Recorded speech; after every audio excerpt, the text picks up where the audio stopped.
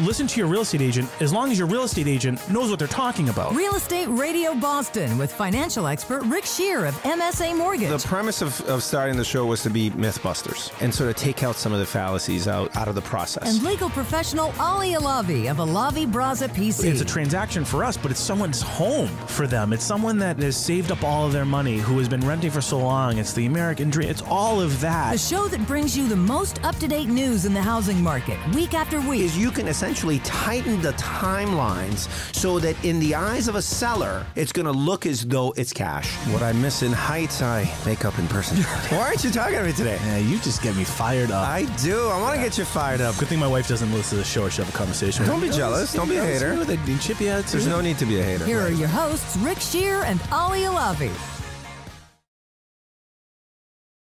For those listeners that don't know about Brownstone Realty Group, how could they not? I mean, I just want them to just learn to do a a little bit recap. more. Why don't I remind them? yes, There you go. perfect. So we're a redevelopment company where our home base is Rainham, Massachusetts, but we do projects throughout the state, Western Mass, North Shore, Cape Cod, all over the place. We buy properties, fix it up, resell it, develop land, and do everything from A to Z as far as a redeveloper. What are some of the traps that a potential investor should avoid? Well, you have to figure out your end resale value, and then I feel like you got to work backwards from there. You need to know what can you sell it for. So you need to be talking to experts in the market you're gonna be working in, because like I said, we do projects all over the state, and I'm certainly not, and our team is not an expert everywhere in the state. Right. We're an expert in our special areas Because real estate's local, and we all know that. Yeah, real estate's local. I mean, we always look for local agents to advise us and list it. While we are licensed real estate agents, we do not often list our properties because we want to develop relationships, and a lot of times Right. agents are bringing us properties, so they get the listing back, and That's smart. We just keep it going that way. So the advice is to rely on local experts to be able to educate you on the market, and really more important than getting into a property is how much is your exit strategy. Yeah, how much can you actually sell the property for? How much can you sell it for, and then you figure out, based on that, how much can you afford to spend on your renovation? I can't tell you how many times we've been watching these shows and we see prices that they put on particular rehab that needs to happen. Either it's the floor in the kitchen or the countertops or whatever. And the prices that are being quoted seem completely out of whack. Do you think that these shows are doing a disservice to it? No, I don't think they're really accurate. And one thing that they always miss in these shows is the hard cost to do business: paying a real estate agent, paying for 2 closings, paying for insurances, taxes, tax stamps, carrying costs, all that stuff. Right. They usually just put, we bought it for this, is what we put into it, but they forget about the other $30,000 in cost. Fall market is in full swing right now. You work in a geographical area that's absolutely on fire, and on fire in multiple different type of aspects. There's a lot of new construction that's going on in Charlestown. There is existing homes that are going under agreement, so on and so forth.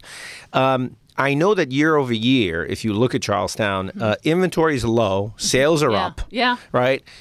So what's going on? I mean, how do you navigate that market given where it's at right now? Yeah, well, we had if you go back to the earlier part of this year, we had kind of a slow start getting into spring, but then once that, kicked in, and it was a tough time even trying to get people to understand that, there's 100 inches of snow. We can't necessarily do an open house for you. Right. People were still putting things on the market, but of course there was a backlog, and then they all came on, and things were just going crazy though. A lot of buyers out there, multiple offers, and the way it works, typically, boom, you're on the market on Friday, open house Sunday, sold by Monday with multiple offers, and that's basically what we've been seeing. Now it's definitely slowing down a little bit over this this time, and that's when I always tell sellers this is a better time to be on the market. Right. You Absolutely. want to be more competition, or you want to be up against less competition. I've actually, tracking the market, I've seen a few properties that have had to reduce their price in the past, past few weeks. Just, Really? 3 or 4 of them.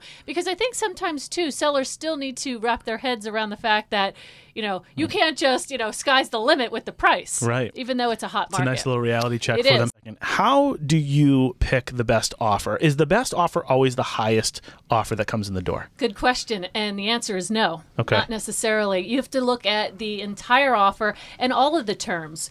Is there, how much money are they putting down? And, just because somebody comes in super high with something and, they're putting a little bit down, you know what that looks like for a mortgage. The appraisal misses, and then what are you going to do? Exactly. Square one. Exactly. Right. And sellers do need to be aware of those appraisal issues, because I tell people all the time, you can list and sell your property for whatever you want, but if that appraisal isn't coming in, then you've so got is it a cash offer? Is it a financed offer like we've done in the past, where we move our contingencies to a week after signing the purchase and sale?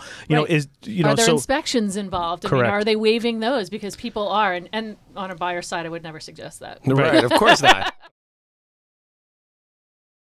How long have you been in the business? How long have you owned your brokerage? Okay, well, I've been licensed since 1993. Okay. Started in a big firm. Just a couple of years she's been in the business.